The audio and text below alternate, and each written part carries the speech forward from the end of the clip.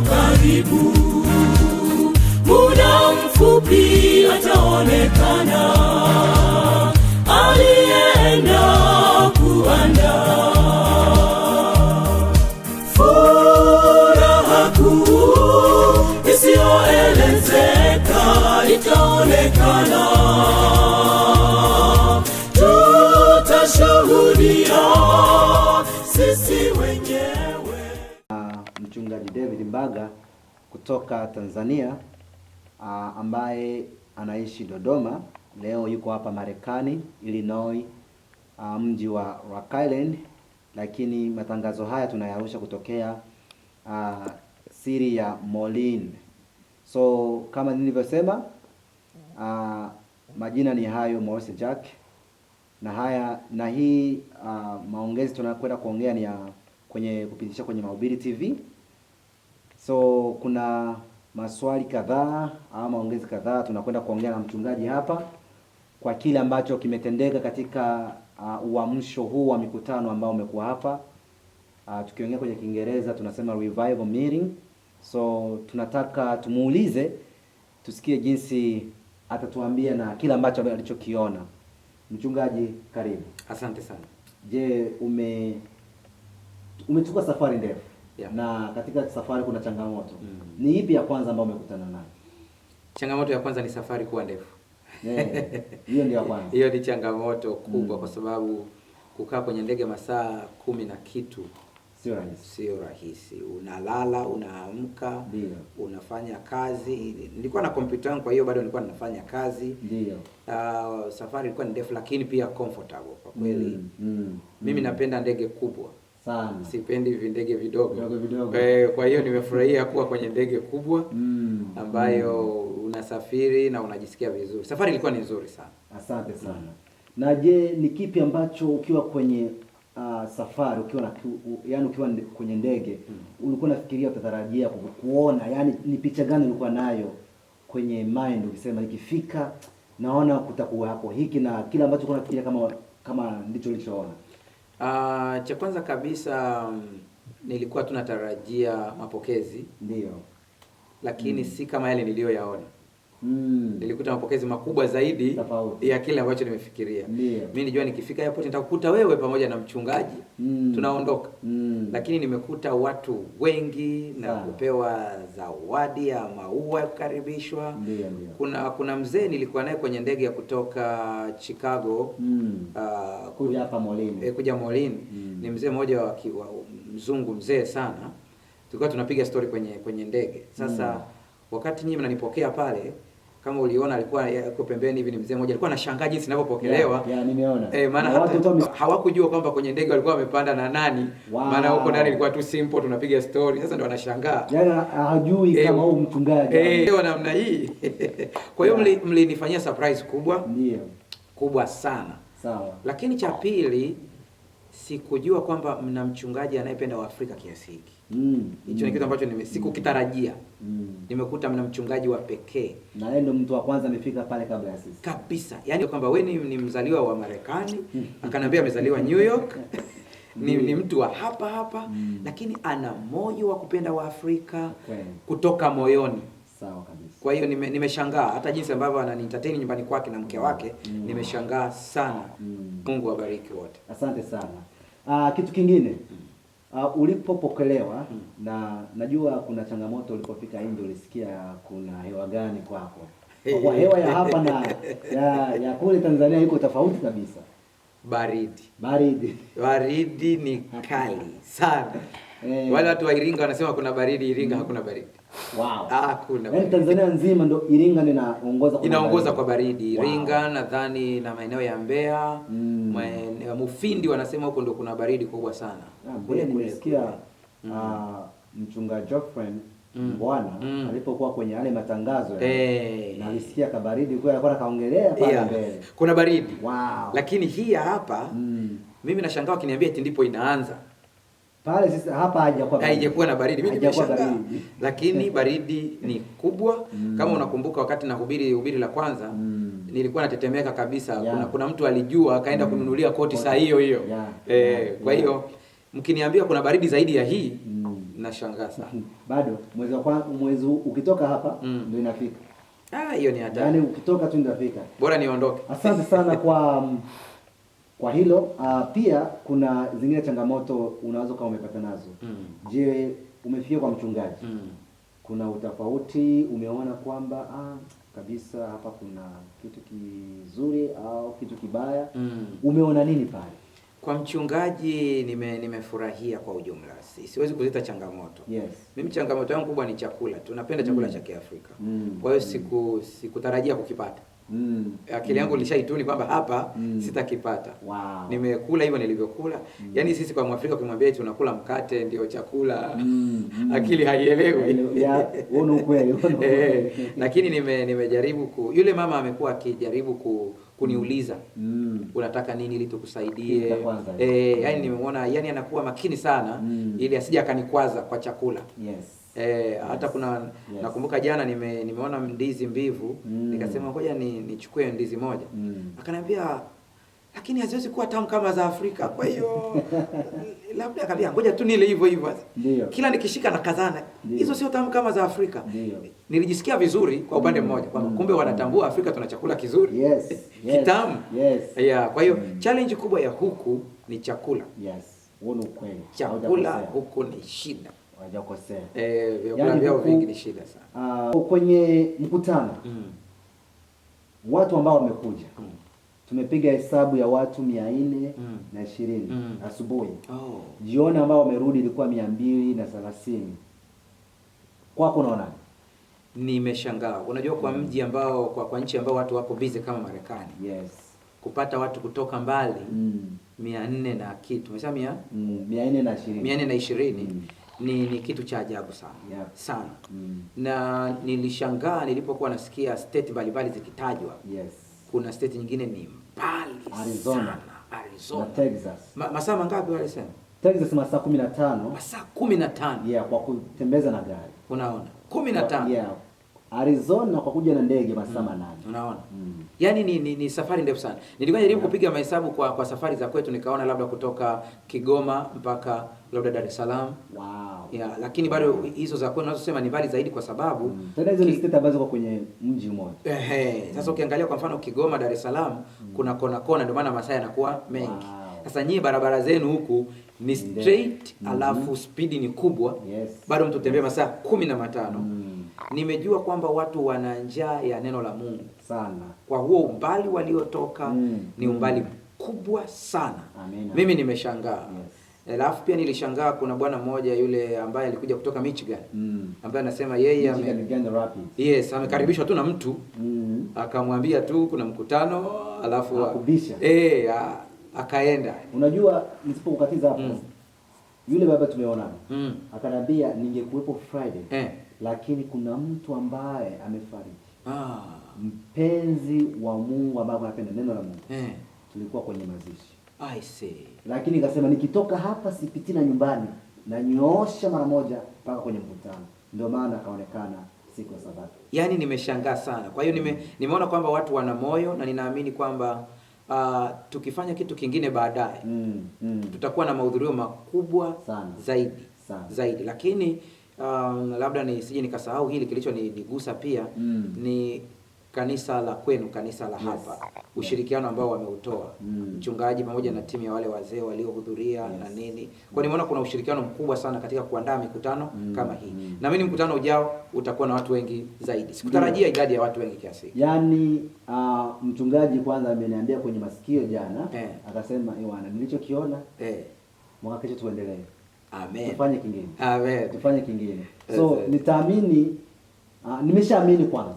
Nimeshaamini kutokana na maneno yake kwa kuwa ameguswa na yeye pia. Kwa yeye alikuwa anadhani kwamba hakuna Mwafrika anaanza kaja kama vile. Na mimi ili niweze kumuonyesha kama ni ukweli nikaandaa hii. Nikasema utakuja kuona sasa kile ambacho tulikuwa tunaongea hapa kanisani akijakuwa utakiona na macho yako. Ndio maana nimeita zile kwaya nikatia matangazo kupitia YouTube, kupitia Facebook na kupitia kwenye WhatsApp kwenye simu. So watu wakapata matangazo urahisi. Unajua kule Afrika inabidi ufanye vibao.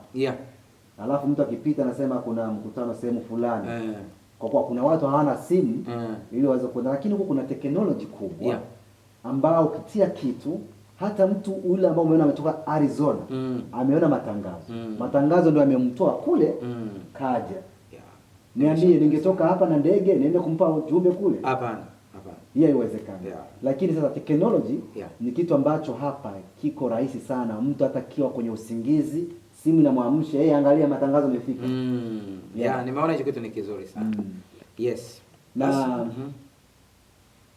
kwenye maandalizi, kwenye ukumbi, jinsi ulivyokuwa, umeonaje? Kuna utofauti sehemu fulani ambayo umewahi kwenda au umefika kwenye ukumbi tofauti na ule? Najaribu kulinganisha ukumbi wenu na ukumbi wa tuliofanya mkutano Wisconsin. Ukumbi wenu uko tofauti. Ni mkubwa. Alafu pia ni mzuri. Yes. Japo zote pia ni shule. Wisconsin ilikuwa pia ni shule na hapa pia ni shule. Lakini nimeona ukumbi wenu uko tofauti kidogo. Na ukumbi mkubwa, mzuri. Unaweza ukafanya vitu vingi sana. Nimefikiria tu kwamba huu ukumbi, kama tungekuwa na ukumbi kama huu kule nyumbani, unaweza ukafanya mikutano mikubwa sana. Nimeangalia sehemu yenu ya chini na sehemu ya juu, inabeba watu wa kutosha kabisa. Nimefurahia pia viti vya ule ukumbi. Ni viti vizuri vya kudumu. Nadhani kama tukiiga mtindo kama ule, ulinipigia picha ukanitumia, nimeona ule mtindo ni mzuri sana. Ni vitu vya kuiga. Anatakiwa pia na sisi tuweze kufanya vitu kama vile. Na naangalia mtu akitumia viti vya plastiki kwenye ukumbi wake ambao baadaye vinakuja kuharibika, unanunua tena. Nadhani wakikaa vizuri wakapiga mahesabu, wanaingia hasara sana kuliko wakitengeneza kile cha chuma ambacho ni cha kudumu siku zote. Tena ukiangalia vizuri kinajifunga. Ukitaka kuikaa unajifungua mwenyewe, kinajifunga. Ule ukumbi una miaka 100 kwa sasa. Miaka 100. Ndio. So kwenye Mahubiri TV ni watu wengi wanakufuatilia. Na ni watu wengi wameponywa kabisa. Katika mkutano huu wa uamsho, kuna mama ametoa ushuhuda ambaye aliponywa kupitia kwenye Mahubiri TV. Ulikuwa unatarajia kama lile linaweza kutokea, au ulikuwa unajua kama lile itakuwa katika mkutano huu? Ilikuwa ni surprise. Ni surprise, sikujua. Yule mama namuona akicomment sana kwenye Mahubiri TV tukiwa live. Ana comment sana mpaka jina lake nikaanza kumkariri. Lakini sikuwahi kumuona. Sasa aliyenishtua ni ndugu Wilson. Ndio akaniambia habari yule mama kwamba yeye anamjua alipokuwa na ugonjwa wa moyo. Na madaktari walishindwa kumpa dawa za kumponya, walikuwa wanahangaika sana. Sasa Wilson ndio akaniambia kuna mama alipona wakati unaomba kwenye YouTube. Mimi ndio nikashangaa. Yule mama ametoka Michigan. Ametoka Michigan. Asema huyu mama ndio amenialika mimi kuja hapa. Ndio nikamwambia sasa nataka huyu mama naenda nisikie ushuhuda wake. Ndio ule tukausikia pale. Tena yule mama waishi na Wilson. Yeye anaishi Missouri. Wilson anaishi Michigan. Lakini yule mama ndiye alimwambia Wilson kuna mkutano hivi na vitu kama hivyo. Sasa nimeshangaa, sikutarajia kupata ushuhuda kama ule. Unajua kuna vitu vingi vinatendeka. Baadhi ya watu wanaamini kwamba mpaka ukutane na mchungaji hivi ndipo kitokee. Wanashindwa kuelewa kwamba mchungaji ni chombo tu ambacho Mungu anapitishia nguvu yake. Kama vile waya. Kama waya tu. Sasa Mungu ana nguvu. Sasa kama mtu amefuatilia tu kwenye YouTube akapona ugonjwa wa moyo huko Amerika, ambapo kwa Marekani kumwambia ugonjwa wa moyo unapona kwa maombi hawezi kuelewa. Unaona? Kwa hiyo ni muujiza mkubwa sana. Mkubwa sana. Nilikuwa naongea na huyu mzee ambaye ni daktari mstaafu hapa. Interview hapa. Naye alikuwa ananiambia hapo, anasema nashangaa vitu ambavyo navisikia Mungu anavifanya. Ni vitu vya ajabu kabisa. Kwa hiyo ule ushuhuda umeendelea kukuza imani yangu. Lakini pia unakuza imani ya watu wengine ambao wanasikia ya kwamba Mungu wetu hana mipaka. Ndio. Kabla ya pale watu waliposikia ushuhuda ule mama wamenunua vitabu. Ili nao waende kujifunza wenyewe. Na wapone wenyewe. Amen. Walipokuwa wananunua, nilikuwa ninawaulizia, unapochukua kitabu, je, unajua jinsi ya kukitumikisha? Wanasema hapana. Nikasema ngoja niwaonyeshe. Usipeleke alafu natia tu nyumbani. hakitakusaidia. Yeah. Soma. Kitu ambacho kitakusaidia ni kutafuta njia za kufanya kazi mwenyewe, yeah, ambazo ziko ndani. Yes. Nikwambia kitabu cha maombi yaliyojibiwa inabidi wewe usome, alafu uanze kufanya practice, mazoezi ya wewe mwenyewe. Usimtarajia basi ambaye akiwa kule. Hata ukimpigia simu hauwezi kumpata. Yeah. Lakini Mungu yuko hapa. Amen. Mungu yuko hapa katika hiki kitabu. Yes. Na kama jinsi alivyosema akiwa anasimama kwenye mimbari, Ellen G. White alisema tufanye uzoefu wa imani. Wa imani. Yeah. Unaona? So na nyinyi ndio fanye nini? Uzoefu. Umefanya matokeo. Nimependa hiyo kwa sababu kwanza makusudi yangu ya kuandika vitabu ni nini? Nimegundua kwamba jamii kubwa ya Wakristo sasa hivi ndio wana staili ya Ukristo, tunauita Ukristo tegemezi. Anategemea pasta, anategemea mwinjilisti. Sasa nataka watu wasimame wenyewe. Yaani mimi kazi yangu ni kuwafundisha watu wajue kama Mungu anaweza kuwasikia. Amina. Watu wakijua hivyo, ufalme wa Mungu utakuwa umesimama. Kwa sababu shetani tutakuwa tumemmaliza. Unajua jeshi likiwa na watu wengi, tunamaliza shetani kwa haraka. Amina. Lakini ikiwa na watu wachache wanategemea kamanda mmoja, hapana. Sisi tubaki kwa ajili ya kuwatafutia watu material. Of course. Na kuwafundisha. Amen. Tutafanya maombi. Amen. Lakini nao pia wafanye. Yes. Biblia ukiitazama vizuri, kuna maombi ya aina nyingi. Kwenye kile kitabu cha siri ya maombi yaliyojibiwa nimeelezea. Kuna maombi ya mtu mmoja mmoja. Kuna maombi ya watu wawili mpaka watatu. Amen. Kuna maombi ya kanisa. Ukiyatazama vizuri haya maombi yako tofauti. Unaanza mwenyewe kwanza. Unaona hii bwana, hiki kimekuwa kigumu hiki. Unatafuta mtu wa pili. Akuongezee nguvu. Kimekuwa kigumu, mnaendelea tena. Mfano, nilipewa ushuhuda wa mzee mmoja pale ambao nilitamani tungepata muda, tungefanya naye interview. Ambaye aliugua kansa ya damu. Wow. Na wakamwambia kwamba rudi nyumbani tu atakufa. Sasa kanisa likaomba siku 7. Kule Michigan. Walipoomba kwa siku 7, kansa ikapotea. Amina. Unaona? Amina. Kwa hiyo hao wamejua namna ya kutumia maombi kwamba ameomba mwenyewe, kansa haijapona. Madaktari wamemrudisha wakasema huyu anakwenda kufa. Wakakutana wazee wakasema hapana. Huyu hakufa. Huyu wa Mungu. Hebu ngoja tumwambie Mungu. Kansa ikakauka. Sasa natamani watu wajue hizo steps. Kabla ya kukimbilia sehemu nyingine, anza sasa wewe mwenyewe. Piga hatua. Uje na kitu ambacho kwa unasema hiki bwana kimeshindikana, nataka msaada wa watu wengine. Yeah. Kwa kuwa kuna watu wengine hawapendaki kwa hiyo point ya pili ya kusema sitaki msaada wa mtu mwingine. Nitagombana mimi mwenyewe. Kwako unalisema? Kwanza kabisa ile kugombana mwenyewe mimi naunga mkono kwanza. Kwa sababu inamfanya mtu anaanza kumfanya Mungu kuwa wa kwake. Amen. Ukitegemea sana watu unafanya Mungu kuwa wa mbaga. Unaona jinsi inavyokuwa ambao ni kosa kubwa sana. Mungu ni wa kwetu wote. Ndio maana Yesu anawaambia wanafunzi wake, nanyi mkisali salini hivi. Baba yetu. Unaona? Yesu anafufuka, anamwambia Mariamu, ninaenda kwa Mungu wangu ambaye ni Mungu wenu, kwa baba yangu ambaye ni baba yenu. Amen. Kwa hiyo Mungu ni wa kwetu wote. Sasa sisi ni familia moja. Hata kwenye familia kuna wakati unapata shida. Unapambana mwenyewe, unapambana. Ikikushinda unampigia kaka yako au mdogo wako. Nisaidie. Bwana nisaidie. Hivyo hivyo kwenye Ukristo. Ukikwama kwenye kitu, tafuta msaada kwa wenzako. Amen. Jamani nisaidie. Ila sasa huwa nawaambia watu, kwa mtu anayekusaidia kuwa makini. Kwa sababu kuna mwingine ukimsimulia story yako anaitangaza. Amen. Kwa hiyo angalia kwanza hivi nani atanifaa? Unamtazama sasa Morris atanifaa kweli? Huyo atatunza siri. Unaenda unamfuata. Morris bwana ana shida hii na hii. Lakini jambo la tatu, si lazima ukiwaambia watu wakuombee lazima uambie shida yako ni nini hasa. Kuna saa tuna jamani niombeeni nina jambo. Kwa mfano, mimi naomba watu waniombee pia hata kwenye Instagram. Kuna sana natuma ujumbe. Of course. Jamani niombeeni marafiki zangu. Na siwaambii nina shida gani.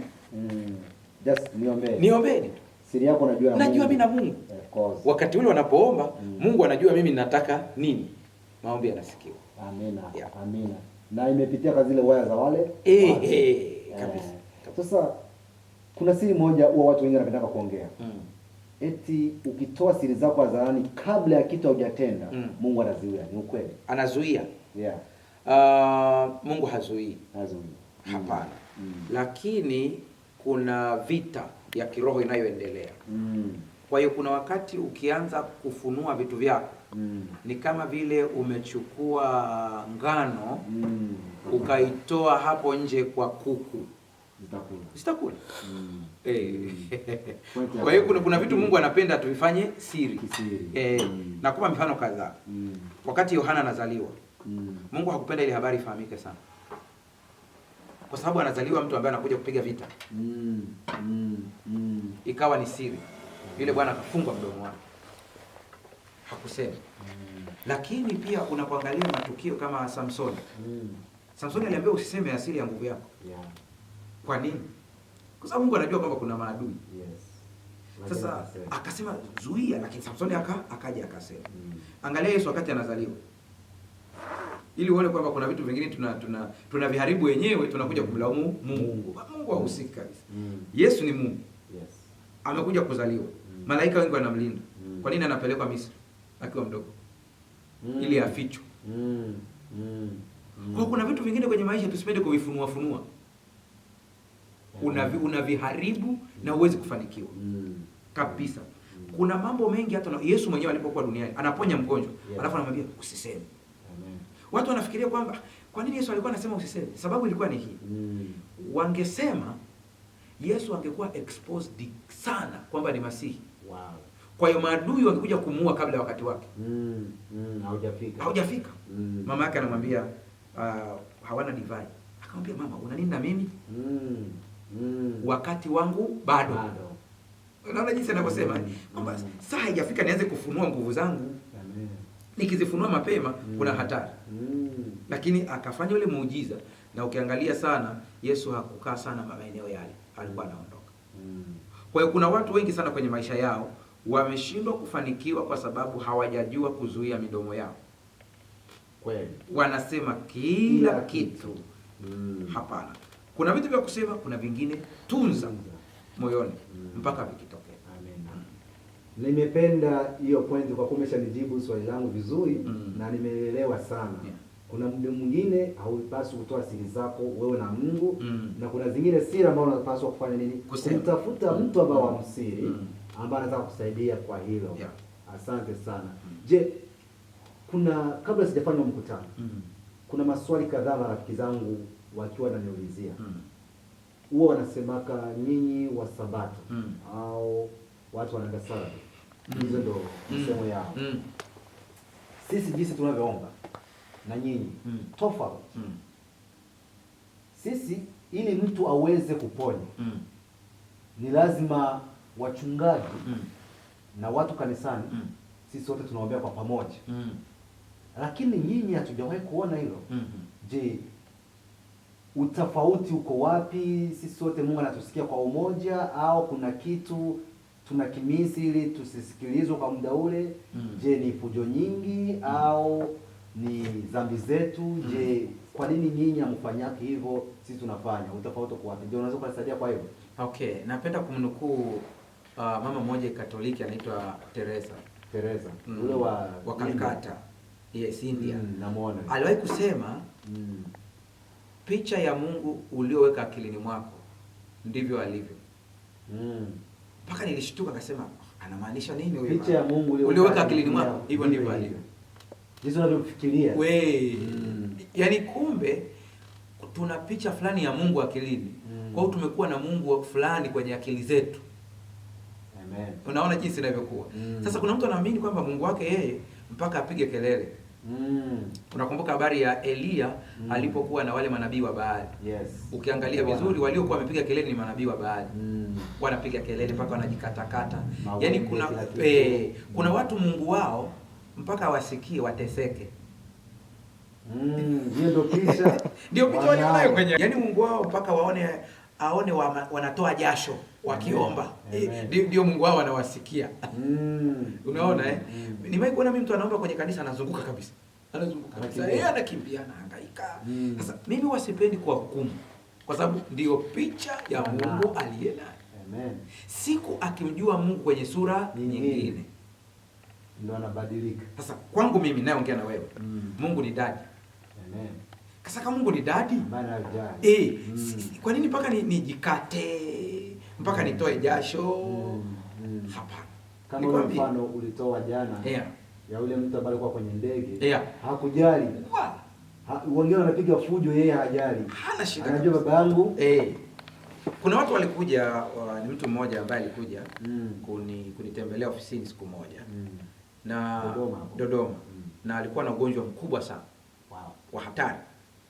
Akanisimulia. Na ni mtu ambaye amekuwa kwenye imani ya Kikristo kwa miaka mingi. Sasa wakati tunaongea pale nikamwambia tuombe. Tukaomba, nikamwekea mikono, tukaomba. Akaondoka. Bado alikuwa anaendelea ananiambia nitumie mafundisho, mafungu ya kunitia moyo na nini. Lakini alikuja kunishangaa kwamba baada ya maombi nilikuwa sihangaiki naye sana. Alikuja kuniambia wazi juzi hapa.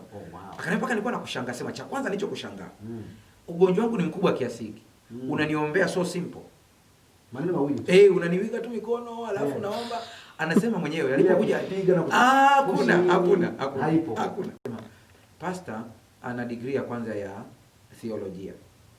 Ana degree ya pili ya saikolojia ya ushauri na saha. Nafikiri leo ameapply ya pili. Wow. Kwa hiyo amenichezea tu akili yangu hapa ili niondoke, lakini hakuna. Sasa siku zimeenda, tuna chat wakati mwingine namwambia mimi najua umepona. Hakuona matokeo haraka. Wow. Juzi kabla sijaja hapa Marekani wiki mbili zilizopita, ndipo analetea ushuhuda wake. Ugonjwa umepotea. Wow. Mashine hasidetect tena ugonjwa wake. Sasa ndipo ananiambia ngoja nifunguke kwako sasa nikwambie pastor. Niambie. Anasema nilitarajia ungeomba, ungepiga kelele, ungenishika kichwa na kunitikisa. Lakini nashangaa unaenda so simple. Yani quiet. Wow. Siri iko hapo. Mungu wangu ananisikia hata kabla sijaomba. Amen. Namba 2. Amen. Mimi naamini uponyaji umeshaumbwa tayari. Upo. Amen. Una exist. Amen. Maana Yesu alipopigwa pale sisi tuliponywa magonjwa yetu. Amen. Upo tayari. Sasa kwa nini utafute kwa nguvu kiasi hicho? Namba 3, nguvu zinazotajwa kwenye Biblia kwamba ufalme wa Mungu utatekwa na wenye nguvu. Sio maguvu haya. Ni nguvu za kiroho. Ndani. Kwa hiyo mimi naamini katika nguvu za kiroho. Lakini sikia hii. Namba 4. Mungu anatujali kuliko tunavyofikiria. Wow. Yaani hata ninavyowafundisha watu kama Mungu anatujali, hata ninavyoongea hapa, siwezi kuelezea watu wakaelewa ukubwa kiasi gani. Sasa kama tunapendwa kiasi hiki, kama anatujali kiasi hiki, kwa nini nimpigie kelele? Mtoto wangu anakuja kuniomba kalamu, anaanza kupiga kelele akitoka huko, baba, naomba kalamu. Akija anasema, umekuja vibaya. Hebu punguza sio. Sasa ukija wewe ndio utapata. Punguza sauti kidogo. Akipunguza nakuja tunaongea vizuri, nasema, nakupatia. Hilo ndio tunataka kwenda mbele. Natamani watu wote wamjue Mungu kama anayetujali. Amen. Mwisho kabisa kwenye hili swali. Elia alipokuwa mlimani wakati anaongea na Mungu. Nimetaja kwenye kitabu changu hiki cha namna ya kusikia sauti ya Mungu. Hiki cha pili. Biblia inasema alipokuwa pale mlimani Mungu alihitaji kuongea na yeye.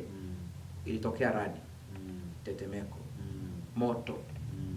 Biblia inasema lakini Mungu hakuwepo kwenye vitu hivi. Wow. Mungu hayupo kwenye haya maguvu yetu. Yeye anaikaa tu kule na angalia. Akasema Mungu hakuwepo. Wow. Biblia inasema baadaye sauti tulivu. Ndipo Elia akajifunika uso wake. Akajiandaa kuongea na Mungu. Mungu anakuwa katika utulivu. Amina. Amina. Ndugu zangu, mmeshapata jibu. Wala ambao wameuliza kumwendea Mungu, tusimwendee tunakimbia, twende quiet. Na tumwambie kile ambacho tunachohitaji. Nadhani jibu lizuri sana, litamu sana kwa wale ambao wanafuatilia kwenye Mahubiri TV. Kwa swali lako nadhani umejibiwa. Usipokuwa mtu mmoja tu, nadhani ni watu wengi walikuwa na hilo swali wamejibiwa. Swali 2 tu alafu tunamaliza kipindi. Sawa. Kuna watu pia huwa wakifuatilia mahubiri yako. Kuna kitu kimoja huwa wengi wao na comment. Mbona mchungaji hasemi katika lugha? Hata mki katika zingine lugha kama wachungaji wengine. kuna wengine wanatamka lugha ambayo tuielewe. Lakini wewe kwenye maombi yako simple. Unaongea maneno mawili tu unamaliza. Hata na kwa huu mkutano kuna watu wamenipigia kelele mimi. Wakisema bwana, nina vitu vingi nataka mchungaji aniombee. Mimi nikafikiria sasa mchungaji atawezaje hiyo mizigo yote? Sasa nikasema hivi, jameni, leo jioni ana maombi rasmi. Wakifikiria kwamba maombi utaita mtu mmoja, unatia mkono, mwingine anakwenda, mwingine anakuja. Hawakuwa wanajua kama maombi ni ya watu wote, ambao umesema Mungu wetu ni wa mtu mmoja, wa watu wote. So walipoona na waita mbele, uliwaita kwenye kundi tofauti. Kundi ya kwanza imekuja, ya wengine ambao umeita magonjwa tofauti wakaja. So ukawaambia wote kwa ujumla moja. Ndio akanifuata mtu mmoja akaniambia, vile ndio pasa naombea. Nikasema ndio hivyo. Yaani pale ndio Mungu alipo. Sikutarajia, mimi matarajio yangu nilikuwa nasubiri kama atakuja mimi na yeye tukiwa wawili. Nikasema hapana. Pale ndio nimepatia uponyaji. Nenda nyumbani. Mungu atatenda muujiza ukiwa umeamini. Ameshatenda. Amen. Lakini kama umeenda pale bila kuamini, uko empty. Unaona? Nikanambia hivi ndio nimeelewa. Una vitabu? Unajisa vitabu, una vitabu? Nikasema vitabu vipi? Nataka siri ya maombi. Akachukua kimoja. Amen. Akasema sasa nataka unionyeshe nitafanyaje hivi? Mimi sijui. Nikamwelekeza nikamwambia, tafuta mtu ambaye anaelewa lugha hii. Kama uelewe lugha hii. Kwa kuwa ukisoma tu kama gazeti hautoelewa. Haitakusaidia. Tafuta mtu ambaye atakuelewesha. Hautompata mchungaji. Amekupa homework. Tengeneza na wewe. Ndio maana hiki kitabu. Akasema nataka viwili. Amen. Akaongezea kingine. Wow. Akasema wiki umeshaniambia hiki je? Nikasema hiki ukisoma ukimaliza hiki kiko rahisi. Yaani kitakuongoza sasa kusikia yale maombi yako ambao ulikuwa unahitaji. Ambao ndio maana amesema jinsi ya kumsikia Mungu anavyoongea na wewe. Akasema yuko hapa ni sign, ndio pale amekuja kumsign. Nilisainia vitabu vyake pale. Wale wote walikuja kusaini pale, ndio swali wameniuliza. So nimejaribu kuwaeleza vitu ambavyo hujaniambia. Mungu alikuongoza. Yaani kwa kuwa mafundisho ulivyokuwa unafundisha, nilikuwa nafuatilia, ndio nimejaribu kufanya nini? Kuwaongoza. Mungu alikuongoza vizuri sana. So hilo nalo wamepata hilo wazo. So kwako, kwa hilo swali ambalo tulikuwa tumeulizia, ili wasiseme tumeuliza swali tukasahau kuliendelea. So kwa wale watu ambao wanaongea kwenye lugha tofauti, wanapoombewa, wewe unaliongelea. Kuna kunena kwa lugha. Ndio. Na ni somo ambalo nitaliandaa rasmi. Nadhani mada kwa sababu imeulizwa sana, nitaandaa somo rasmi kuhusu kunena kwa lugha. Kwa aina kadhaa. Ndio watu wengi wanapenda. Kuna kunena kwa lugha katika kuhutubia. Kuna kunena kwa lugha katika kuomba. Zote hizo ni staili tofauti na ziko kwenye Biblia. Lakini kwa mujibu wa Biblia, staili ya kunena kwa lugha kwenye kuomba inatakiwa uitumie ukiwa wewe mwenyewe chumbani kwako. Sio public. Biblia inasema kwamba anenaye kwa lugha na aombe apewe kufasiri. Kama huwezi kufasiri hakuna haja. Kwa hiyo sioni sababu ya mimi niko pale mbele ya watu ninaomba kwa lugha ambayo hawaelewi. Kwa sababu lengo la maombi ni nini? Ni kumwambia Mungu mahitaji yetu. Lakini pia kuwafanya watu waelewe tunamwambia nini Mungu. Si kana kwamba Mungu hajui. Anajua, ila ni njia aliyochagua kuitumia. Mwingine aliniuliza, je, mchungaji unanena kwa lugha? Ndio. Nanena kwa lugha. Kunena kwa lugha kwa kuhutubia ni pale ambapo unanena na mtu anasikia kitu anakielewa. Ukiangalia kwenye kitabu cha Matendo sura ya 2, walinena na watu wengine walisikia. Biblia inataja kabisa makabila. Walikuwepo watu kutoka Libya, watu kutoka Krene. Watu wanasema hawa wanaonena ni Wayahudi. Mbona tumewasikia wakinena kwa lugha ya kwetu? Kwa hiyo hatujui, labda Petro alikuwa anaongea Kiebrania lakini aliyesikia alisikia Kiarabu. Unaona? Sasa mimi personally imenitokea. Na wale ambao wananifollow sana nimeshawahi kuposti huu ushuhuda huko kwenye YouTube pia. Kwenye Mahubiri TV. Kwenye Mahubiri TV. Kuna Mtanzania yuko Nigeria. Anasoma. Mtanzania. Anasikiliza Mahubiri TV. Yes. Mwenzake ni Nigeria, hajui Kiswahili. Sasa siku moja akawa anajaribu kumtafsiria mwenzake kwa Kiingereza. Yule mwenzake anamwambia, "Mbona unanitafsiria mimi? Mbona namsikia huyu mtu akiongea?" Yule akamuuliza, "Wewe unajua Kiswahili?" Akasema, "Mbona huyu mtu anahubiri Kiingereza?" Unaona? Wakati masomo yangu ya Kiingereza pale ni machache. Mengi ni ya Kiswahili. Kumbe mimi nahubiri Kiswahili lakini yule mtu anasikia Kiingereza. Ilinitokea tena muda mrefu sana, nilikuwa kwenye makambi kule Dodoma. Mimi nilikuwa nahubiri Kiswahili lakini kuna mzee alikuwa mganga wa kienyeji. Yeye akasikia nahubiri Kikaguru. Hiyo ni lugha ya pale ya hapo karibu, ni mpakani mwa Dodoma na Morogoro. Wow.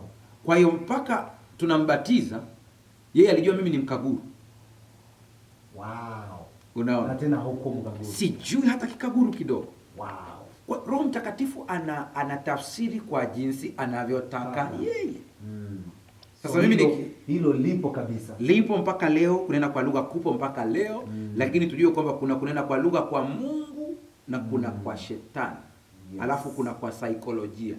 Zote hizo nikifika kutafsiri siku moja, kuhusu kunena kwa lugha nitaongelea maeneo hayo matatu.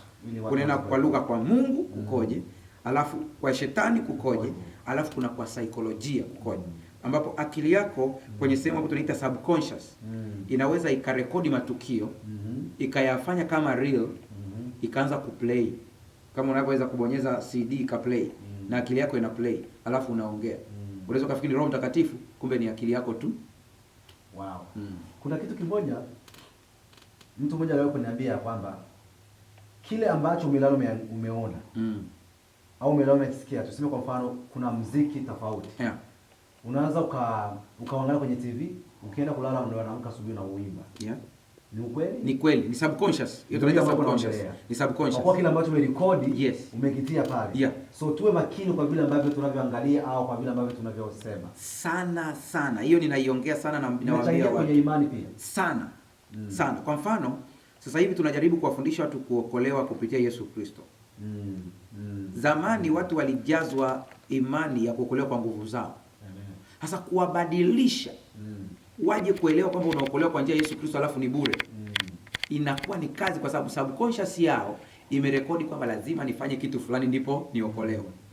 Unaona sasa kwenye dini pia kwamba aliyemfundisha amemrekodisha kitu fulani. Yes. Sasa kuja kudelete hilo file ni ngumu. Ndio tunafanya kazi sasa slowly ya kuanza kuwafundisha watu. Kwa hiyo hata dini zetu, madhehebu yetu yanachangia sana kutushape. Yes. Kwa kile ambacho tunakiongea, tunafundishwa, ina shape maisha. Kuna mtu anaamini kwamba kila kitu lazima kitakaswe na damu ya Yesu ili kitumike. Kwa hiyo yeye huyo mtu hata akilala ataombea shuka. Wow. Ataombea kitanda, akipata kiatu ataombea kiatu. Unaona? Tunashindwa kuelewa ya kwamba tukiwa ndani ya Kristo Yesu, tunajibiwa hata baadhi ya maombi ambayo hatujawahi kuomba. Kwa sababu tu ya Yesu Kristo. Yaani kuna vitu hata hujaomba unashangaa tunajibiwa. Mungu anakusaidia. Yaani kimeshakuwa. Ndio maana ukiwa ndani ya Yesu unakuwa free. Amen. Huyu mtumwa tena. Amen. Asante. So swali la mwisho alafu tunafunga, hili ndio la mwisho kabisa. Okay. Watu wengi huwa wakiangalia wa Sabato. Hapa tunasimamia katika uimbaji. Ndio huwa wengi wanakosea kwa hilo. Wanasema sisi kwetu tunacheza, tunaruka, na tunapiga zile ngoma tunaruka. Eti kwa kuwa Daudi alicheza, na sisi no eti tungepaswa kufanya vile. Wewe unaweza kuliongelea au tofauti wa uwili? Okay. Kwenye wanacheza na wenye wasicheza. Kwa msimamo wa kanisa letu sisi, sisi ibada yetu ni tulivu. Amina. Ibada yetu sisi, nyimbo ni ibada. Maombi vile vile. Maombi ni ibada. Ndio maana tunatulia. Amina. Maana tunamwabudu Mungu mwenye utulivu. Hicho ndio kitu cha msingi sana. Amina. Sasa tatizo lilopo ni kwamba baadhi ya watu sasa wanajaribu kuingiza vitu kutoka ulimwenguni na kuviingiza kwenye Ukristo. Na wanavitafutia majina ya Kikristo. Wow. Ili iweze kuwa halali. Kwa hiyo unakuta kwamba mtu analeta disco kanisani. Ametoa kule, anaingiza kanisani. Anasema anatia na jina la Mungu. La Mungu. Ni sawa tu na Ukristo na ulipokuwa unapambana na upagani. Wakaanza kuchukua sikukuu za kipagani wakaziingiza kwenye Ukristo. Zikazoeleka. Mpaka leo kila mtu kimuuliza anaamini Christmas ni sikukuu ya Kikristo. Hata leo kwa huu mwezi umekuja, sijui kama unajua mambo ya Halloween. Halloween naifahamu. Ndio mwezi huu. Ya miungu hiyo ya wafu. Unaona? Kwa kuna sikukuu zikaingizwa kwenye Ukristo. Kima hivyo. Hata makanisani zikaingizwa. Sasa hata hili pia kuna mambo ya kule tumeyaingiza kwenye Ukristo na tunayahalalisha slow. Lakini tusimame kwenye Biblia. Ndio mwongozo. Huo ndio mwongozo wetu kabisa. Usipokipata pale usilete kingine. Kabisa. Kama Mungu amesema tusiongeze. Tuiache hivyo hivyo, Biblia iko sahihi. Ndugu wapendwa, tumeongea na mchungaji na maswali ambayo nilikuwa nayo kwa watu ambao waliuliza wamesikia, na ukitaka kufuatilia kwenye Mahubiri TV. Hili tangazo litakuwa kwenye Mahubiri TV, na kitu kingine, ukitaka kitabu cha Mahubiri TV, ukitaka kitabu cha maombi yaliyojibiwa na jinsi ya kusikia sauti ya Mungu, viko kwangu. Namba yangu nitaitia hapa kwenye screen, utaiona na jina langu. Ukitaka kunipigia au ukitaka kukinunua, unaweza kutumia hiyo namba, utakipata. Naishi hapa Illinois, Rock Island. Kwa wale wote wako Marekani au Canada au sehemu zingine Australia, ukitaka kupata hicho kitabu, piga hizo namba. Vitabu vipo, na ukipata hivyo vitabu kabisa utaona mabadiliko katika maishani mwako, kama jinsi mchungaji alivyosema. Kabisa nimesoma, nimeona kuna nguvu ambayo isiyo ya kawaida. Nataka ndugu yangu, tafuta nakala hii, utaipata. Utaipata. Viko kwangu, nitakuja kuonyesha very soon jinsi vinavyofanana. Alafu ili ukiagiza usione kitu ambacho kiko tofauti kimefika kwenye posta yako. Sambo wako, amen, na upendo wako jinsi ulivyofanya. Amen. Nimependa kila kitu. Amen. Nakushukuru kwa jinsi ulivyokipenda. Ukirudi Tanzania, waambie kile ulichoona. Asante sana. Usahau baridi. Asante. Labda niseme hivi kabla hatujafunga. Ndio. Kwa watazamaji wa Mahubiri TV. Ndio. Huyu ndiye mwakilishi wa Mahubiri TV. Amen. Kwa upande wa Amerika. Amen. Ni mwakilishi rasmi. Amen. Tunasema ni officially ndio huyu. Amen. Kwa hiyo ukihitaji DVD za mahubiri, vitabu na vitu mbalimbali ni kwa Morris Jack, utapata hapa. Tunafanya kazi pamoja. Mungu awabariki sana. Asante sana. Kama mchungaji alivyosema kabisa, hapa ndo kituoni Illinois, Rock Island, mkoa wa Chicago. Ukifika hapa, yoyote yule hapa yuko Chicago au maeneo pengine, vitabu viko hapa. Na tutaendelea kufanya matangazo hapa Marekani kuhusiana na Mahubiri TV kwenye sehemu tofauti, tukiwa tunaojia na watu kwenye maswali ambao wanayo kumuuliza mchungaji. Akiwa nyumbani kula akiyapata, ataweza kukujibu kupitia katika mtandao wa Mahubiri TV pia. So hiyo ndo kazi tunakwenda kuifanya. Kwa wale ambao wana maswali kuhusiana na kiroho, wanaenda kupata majibu yao. Amen. Kama jinsi alivyojibu maswali 4 tu, nimeshapata majibu wale ambao walikuwa wanauliza. Nashukuru sana. Kama una la zaidi. Mimi nimeishia hapo. Mungu awabariki sana. Je, unawaambiaje watu ambao nyumbani? Waendelee kuangalia Mahubiri TV, wasimame upande wa Mungu, wasirudi nyuma. Amen. Kula chakula cha kiroho ili uwe na nguvu ya kiroho. Amina. Nawashukuru sana. Tuwepo kufuatilia Mahubiri TV, na ukiwa kama mtu ambao hujafanya subscribe kwenye YouTube ya Mahubiri TV, anza leo. Amen. Ili uweze kupata taarifa na mafundisho ya afya, mafundisho ya familia, mafundisho pia ya vijana na watoto. Utapata kila kitu pale. Mungu awe nanyi. Kwenye kamera tulikuwa pamoja na John Transio ambao ni mdogo wangu. Tutafanya hii kazi ya Mahubiri TV, kuendelesha neno la Mungu. Hii ndio kazi Mungu ametuitia kufanya, na tumeona katika mkutano wa uamsho jinsi kazi imetendeka vizuri. Mungu amekuwa pamoja nasi, na hii kazi tutaendelea mpaka Mungu atapofika. Amen. Tunaelekea mbinguni kwenye makao ya milele. zinaonekana, pambazuko liko karibu. Muda mfupi ataonekana.